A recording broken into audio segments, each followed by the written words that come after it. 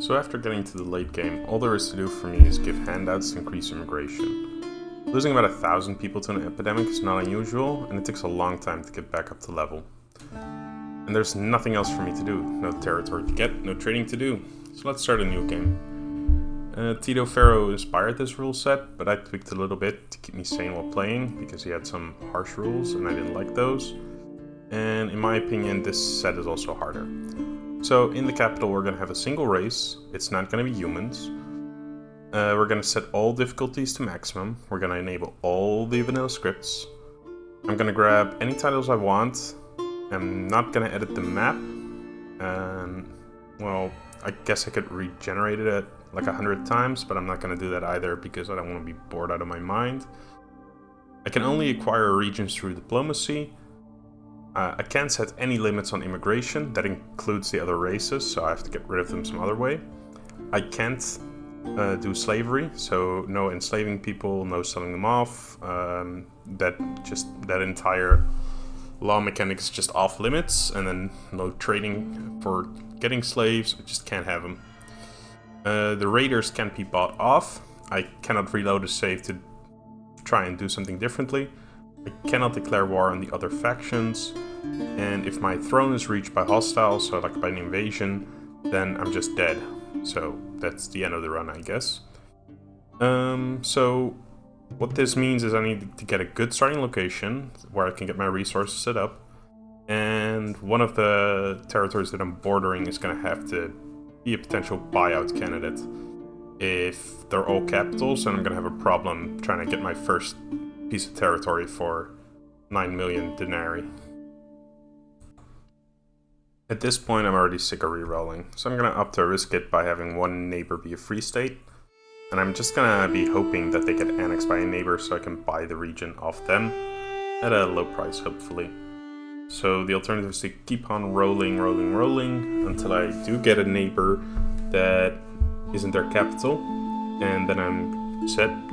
But there's always the chance that that region can actually turn into a free state before I can buy it. So I'm seeing both those risks, and I'm gonna stick with this one because this layout looks nice. Potentially 3 neighbors. Alright, so let's load into the map, get my bearings, and make a plan for what I want to build. On the overmap I had 1 iron and 1 clay, so preferably I'd like to place my base near both of those. Amevians are also really fond of fresh water, and water is good for fishing, ranching, and farming. So I want to be near a river no matter what, basically, especially for the start. Unfortunately, all the minerals on the map are on the little scooch of mountain on the top right. You'll probably see me zoom there for a few times in frustration.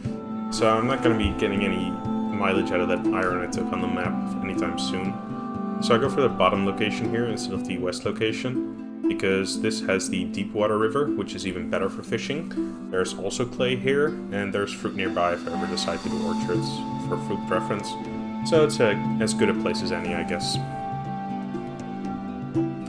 So at the start I immediately want to get my fishery going. Amevians are like the other species in that they don't like starving to death. My plan for some early fulfillment is to get some food preference up, so after getting the fishery down I switch to planning mode and source my eggs. My oven then beeps because I'm making lasagna today, and I come back with this brilliant line. I cook the pasta. Next are the hearth and such, still in planning mode because I want to be particular about the order my tent dudes will build stuff at. After planning those services, I check some particulates about the Amevians. I remember that I still need to build a warehouse because they want stored fish. I just need a little one though for some building supplies, fish and ranch products. Then I connect everything up with roads. Roads are going to have very little priority since everything is so close together. I staple on some living spaces on my warehouse, order the throne room to be deconstructed since it's in the way, and surely I don't forget to build a janitor. Next up is just some waiting and activating blueprints when my plebes are idle, so everything just builds along one step at a time, and occasionally, like when there's only one dude clearing like the last tree, I'll activate the next thing. Then when he's done clearing, I want them to construct that and stop clearing the other thing. So I'll deactivate that again and back and forth until everything's ready. Then I remember to check the services tab to plan out my next move and figure, oh right, I've got 4k tech points from the Wise title. So let's check out the tech tree. I get a bunch of production buildings that I think I'm gonna need, like the weaver and the mason, stuff like that. And then I get a bunch of important upgrades for my services, like and the decoration, the statues that Amevians like. They like all, so let's get those. And then a bunch more services, like the fighting pit and the graveyard. If I have some points left over, I usually just spend those among the food sources that I'm currently working. So that'll be the globbies and the fishies. And more blueprint micro. The reason I do this is because otherwise they will clear all the buildings, then supply them all with building materials, and only then do they start construction. Let's say all of that would take 10 days, then my first building is going to be done in 8 days. If I micro the blueprints, I can get a building done every 2 days and get my fulfillment rolling a little bit sooner. And this is where I didn't forget my janitor. So the scripted raids are part of this challenge. I can't buy them off and I can't let them reach my throne. The first raid spawns at 100 population, so they're gonna be very weak, but I'm still on some kind of clock to get military up before 100 pop. Right now I'm just trying to focus my population to getting them happy and getting to 100 population, but also part of that population is gonna be geared towards training up in military. But that doesn't mean I can neglect my Amevians' need for environment. Even though I don't have the materials to build most of the decorations I need, I find it good practice to designate them before that, so that once I do get those materials going, my fulfillment will start going up automatically. My population shot up quite a bit for my services, and the rise is starting to fall off. So, what better time than the present to get a carpenter up and I can get lavatories. I'm gonna need furniture to get leather anyway, and the time crunch for the military I mentioned earlier is very real, but the time limit is 100 population. So let's hope I can manage my fulfillment just right so I can hang back at 99 population for as long as possible. I do some worker micro here and checking various production rates, but mostly I'm just looking for things to do while I wait for construction and immigration. I'm almost to the point where I want to stop playing with planning mode, because the more pop you have, the less impactful my micro becomes. And then it's time to cross the river to that island in the middle. Amevians really like fresh water, almost as much as fish. So building here instead of towards the iron is absolutely 100% planned and not an oversight that I'm just now realizing as I watch back the footage. Anyway, my plan for this island is to get some hunting and leather armors up, and then later pottery. Everything is going to be slightly too far away from my current services, so I have to set up most of it again later. But as I said, right now my population is getting close to where I can build the training hall, and I'll have a short window to train before the raid, so I'll need to get weapons and armor up well before that. Using some excess fish or eggs to get a trade agreement going early is nice. The longer you have an agreement, the more they will like you, and the lower the tariffs will be. Even though I'm not really in a position to be trading right now, getting the agreement before that is absolutely fine. Once a tailor completes, I realize I forgot to unlock the leather armor recipe and freeze some text to get in anyway.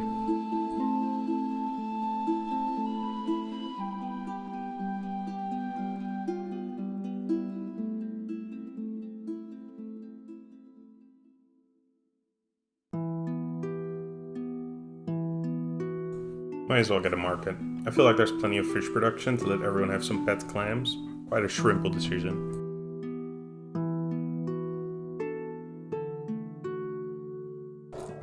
The market actually takes furniture. So quite complicated after all. I guess I never considered that giving them fish might be converting other fulfillments such as food days and fish and storage into a far worse source of fulfillment. The 11% furniture fulfillment is just not worth it with my current production rates. Thankfully, I remembered that I unlocked the graveyard and get that for some extra fulfillment. My military production is active, very much on the back burner, but at least we're getting some equipment. We can scale up when we need to, but my main goal right now should be to get enough population to work them flat out and also start training. Temples are thankfully another thing I forgot, so I make a nice little area across the river with good decoration planned out. Plebes spend a lot of time praying whenever they decide to do that, so it's a good idea to flood them with as much awe as possible while they're there. I really like how the game forces me to build decoration items, because in games that don't make decorations a mechanic, I just don't bother with them. And now that I have to build them, I actually have to think about what I'm decorating, like how am I going to make this look good? Now we have plenty of fish again, we can use some to get the other trade agreements. Selling meat's a great idea, I have no use for it. My Amevians are only eating what they like at the food stall, so later on I can also sell the livestock and the eggs. Eggs are a pretty good expert early on. 5 dudes make like 9 eggs a day, selling for 40 a pop, that's 360, so every guy is making like 70 denarii a day. I notice I'm in the middle of a housing crisis. That means my population shut up. Exciting and a little terrifying. Immediately after I get my promotion unlocking the training room. Realizing I didn't even thought of where to build that yet, I just slap it down next to the road over here. This forced me to use like the worst width imaginable for the training hall, but I just go with it. I want this building up fast. Completing the training room always drains my labor pool, so I send some people away from training and make sure everyone is making the stuff we need, like weapons and armor, mostly. My food is usually on priority 14 and my services are 19, while my critical service is on 20, so I'm not too worried about my fulfillment or food production falling off. As my population grows, I scale up the number of people training. I'm quite scared at this point and hoping I can fall just short of 100 population so I can have some more time to train. The population stabilized at 95 though, and stuck around 98 for quite a time, so while I was at a state in the game where I could not actively raise my fulfillment, I could already plan how to use that fulfillment. Because my army was now training, which meant my army fulfillment in the environment was going to go up to 25 at least, so I think that's half a point or something like that. But anyway, I was cutting an extra labor once the raid was over, if I made it of course. Thankfully I had the pottery plan, so I went to the other side of the river and placed on a clay pit and a warehouse. This pottery design was giving me some trouble though. I think I wanted to have at least 12 workers, but it ended up being 14, so I have no idea what my goal here was. Now I just wait for stuff to get built. I was busy with the lasagna for a few hours between cuts here, I think. Looking at the footage, I look like I'm trying to get my bearings again, like I'm not sure what the current state of the game is. I eventually set up egg trading and housing for the pottery projects.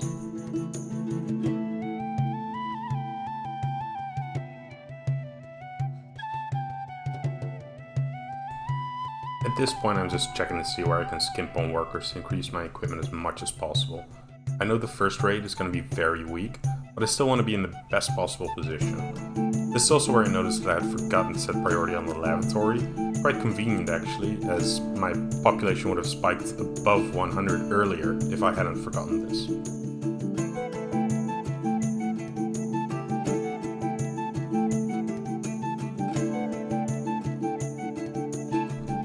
Excellent time to add a fishery, I guess. I like going along the edge to get an extra worker, so I know I didn't waste water surface to cover what I did. I usually go along the side of the river and then just add until my number goes up, and then I'll start removing stuff to get just to that new number. For some reason I thought I couldn't chain it through land because the storage was disconnected, and I just removed all the coastal wiggling that I did, and then I still couldn't place the storage, and it was because of one square in the other end of the river. I find the process of filling out those riversides a little tedious, so I was just bored and didn't want to bother with it anymore. Now I just do some decorating, road work, and finally set up egg exports. The one I placed earlier was for livestock, I guess. And somehow I get my pottery production somewhat up and running before the raid even hits.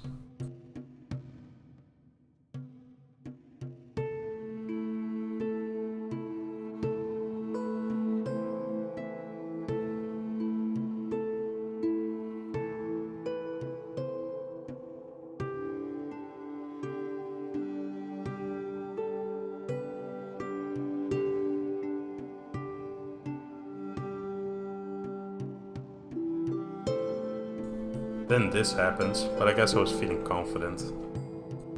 Ah, idiot, I've been preparing for you.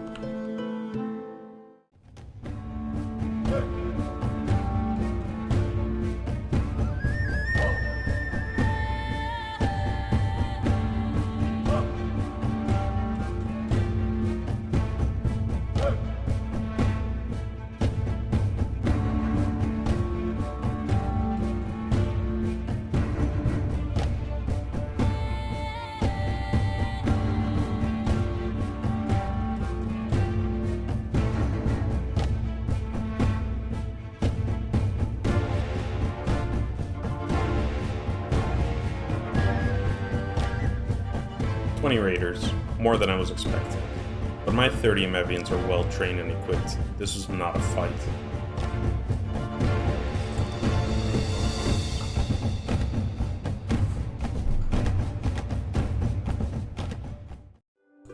The victory made me realize I still don't have scaffolds unlocked. I guess early on the only thing you can really do with POWs is enslave them. But we're not doing slavery. I do need to make sure I'm getting the spoils of war though. Getting that equipment in stock and setting it off ASAP is part of how I plan to earn my cash. We do get some breathing room now though, since the next raid is only at 250. So I'm not sure at what point the game usually starts throwing raids at you, but I feel like I have my guard posts up before then. Feel free to correct me in the comments. Anyway, we can now set our sights on expanding the population relatively freely. With the big early hurdle out of the way and the standing military force, we don't have any extra concerns as we head up to the 250 population mark. We just need to make sure that we don't let the military lag behind as we scale up the other stuff like population, industry, and tech.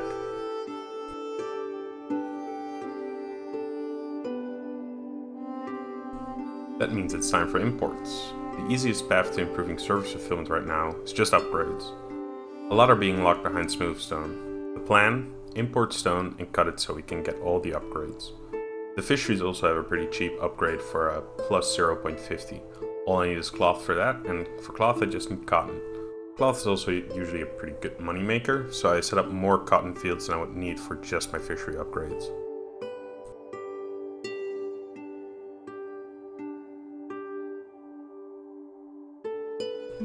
That means I now have to design a weaver. I like designing the other industries a lot better. I feel like the carpentry workbenches and such are a lot more dynamic in their shapes, making for more complicated setups. Auxiliary is also a lot more manageable, and I feel like there's a size missing for the width of the workbenches on the weaver.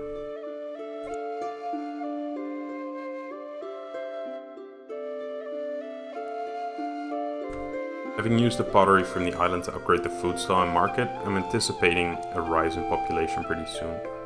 So I start setting up some new services on the island.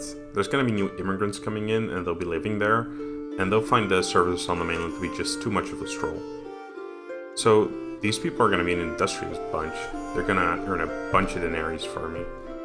But now that I'm growing my population plenty, I feel like I've staged in order as well. Get some extra fulfillment from that.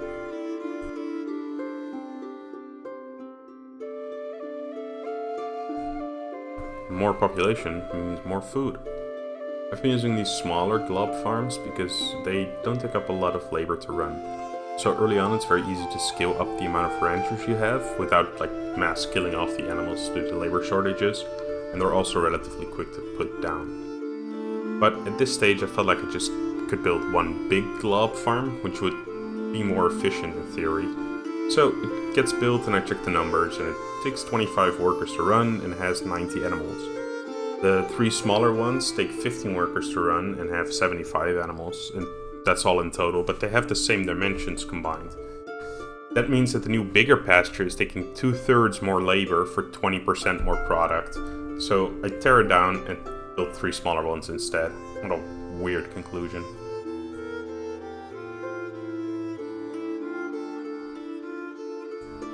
Time to get back on track towards those lavatory upgrades. We're well situated, we've got some excess labor coming in soon, so let's get the stone cutter up and running and start importing stone. We need stone for the hammers that we equip our military with, so we need to buy that stuff anyway, because I don't feel like designating clear rock every 5 minutes. So importing for me is just a handy way of not having to do something myself. It frees up my time, the player, which I find to be valuable.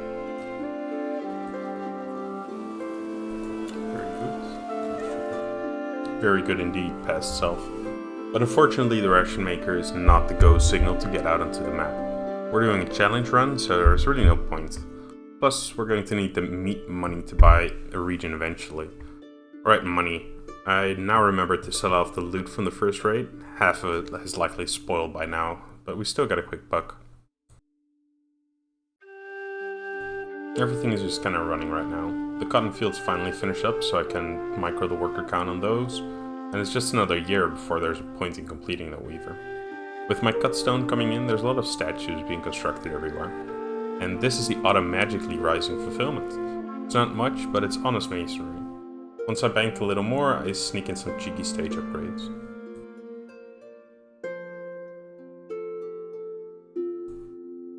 So I max out the hunter for leather, and it's nowhere near enough to satisfy my leather armor needs. So I start importing leather. Only now that I'm going through the footage do I realize I just need to get a barber set up, and I'll get infinite leather. I guess once I start recording the next episode, I'll begin with setting that up.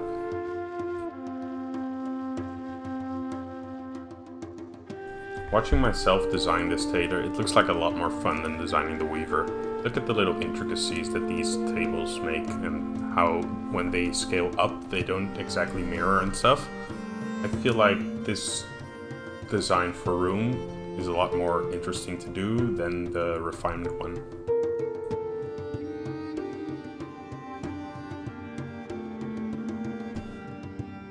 Adding some more housing here for the laborious area, getting a depot up for selling cloth.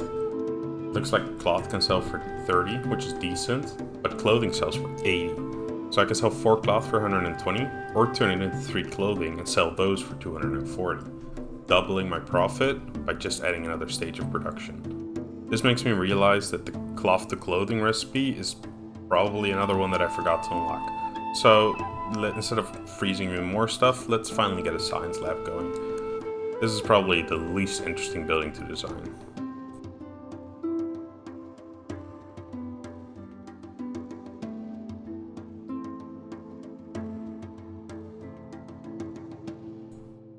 Oh yeah, let's set up a lavatory on the island.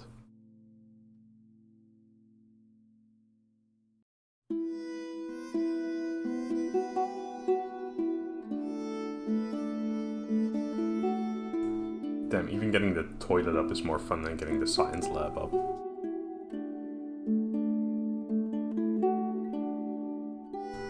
I was checking the progress on my clothing production, and then this happened. Checking my equipment stocks, the raid caught me a little off guard. I decided I'd rather have fewer people running out fully equipped, so I downsized my division and hoped for the best. I even somehow missed the attack message because I'm busy looking at clothing details, but I noticed skipping a message when I had right-clicked, so I check and get the attack them option in time.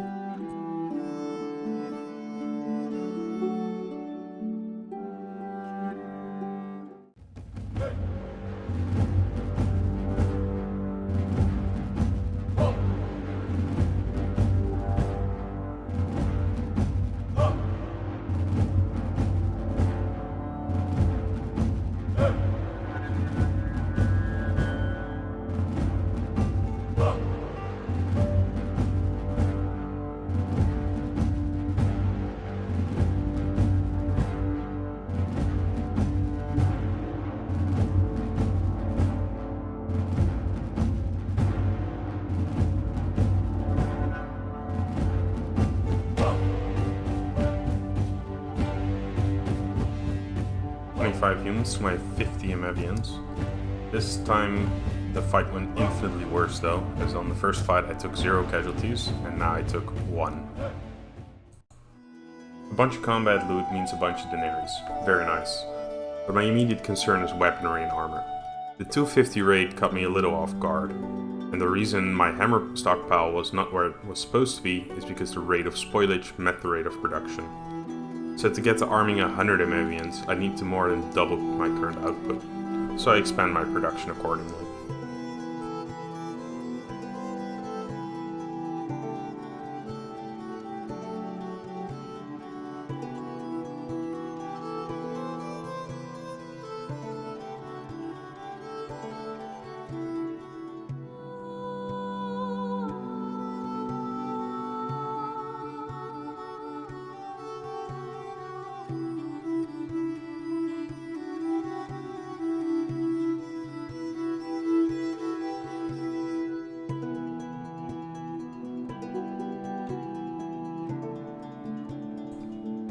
We're not producing enough smooth stone to stockpile for the laboratory upgrades though. Cutting stone and selling it will cost me 14 denarii in imports, but maybe about 100 as an export. So there's really no way that I can overproduce it, as long as I'm staying on top of my food production. So I add a fishery and notice that I have enough stockpiled cloth and furniture to get fishery upgrades and get my food production even higher.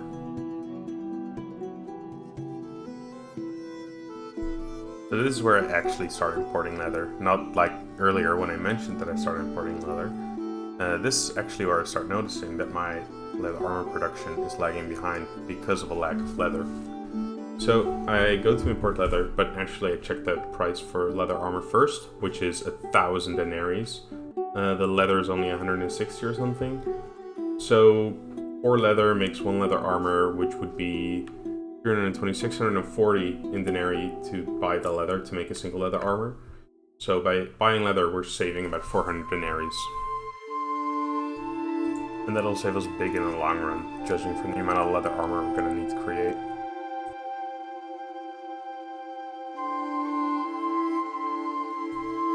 The clothing expert is also alluring. I could always convert that into fulfillment without needing imports or disrupting other fulfillment sources.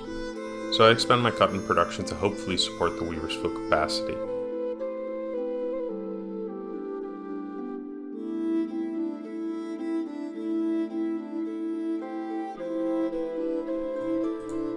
After getting POWs from the 250 raid, I was once again confronted with the fact that I have no law buildings.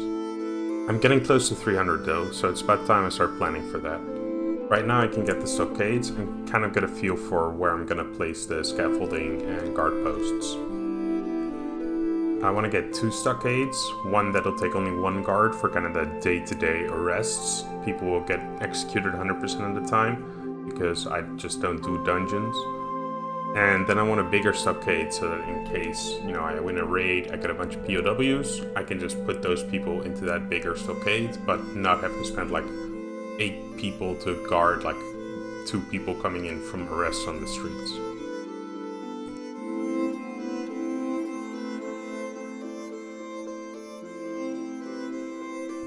And then it unlocks, and I build a bunch of guard posts.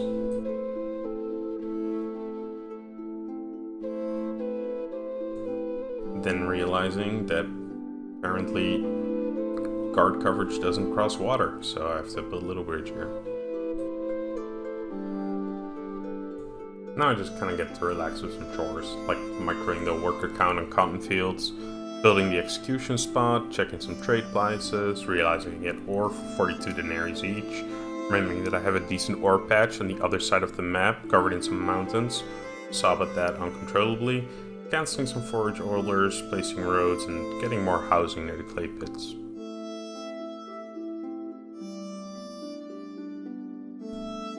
I feel like I had enough source of income at this point to start importing mechanisms. They lock a bunch of building upgrades, such as the well, the clay pit, and that's it right now. The clay pit upgrade will improve output without increasing workers, so that's more labor that's available. The well will improve fulfillment, improving immigration, so that's more labor. More labor, more good.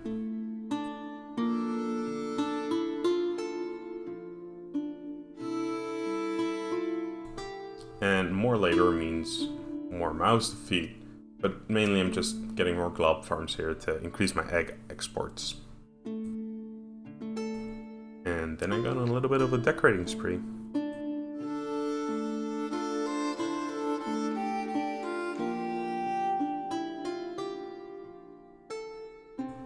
My food production is definitely lagging a little bit behind. Ideally, it would be at least double what I'm consuming there, so that I can always scale up to more population quickly without needing to worry about famine. But as you can see, my food days are going down, and my production isn't where I want it to be, so it's reason for concern and action.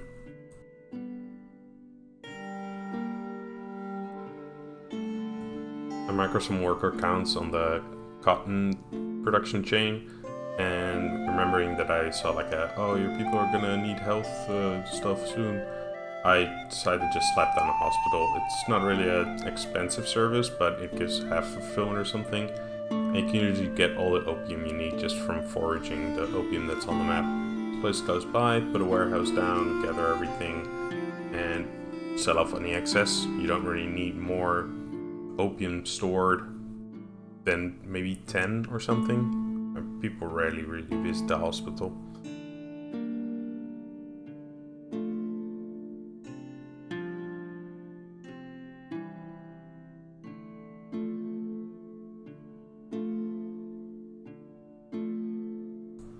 And the point of that hospital across the river was, of course, that I wanted to build a janitor there. I didn't forget to build a janitor and couldn't figure out a place to place it anymore, so I placed it on the other side of the river. No, that was a plan.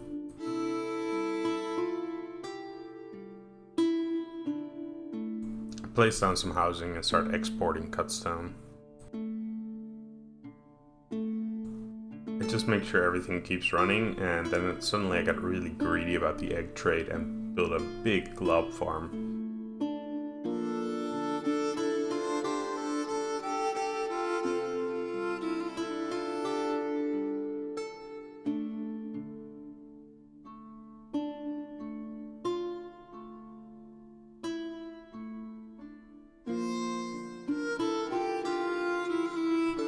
Cut wood, clear stone, sell opium, the works.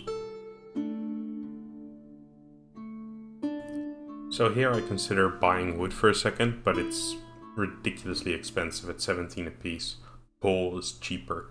So I am now determined to build a woodcutter. It's going to be expensive to buy the upgrade for it though. But I'll manage, I think. I've got more than 100k in the bank. I've already got a bunch of mechanisms, so this should be good for, supplying woodmans and maybe a little bit of export. If wood is so pricey, it'll be good.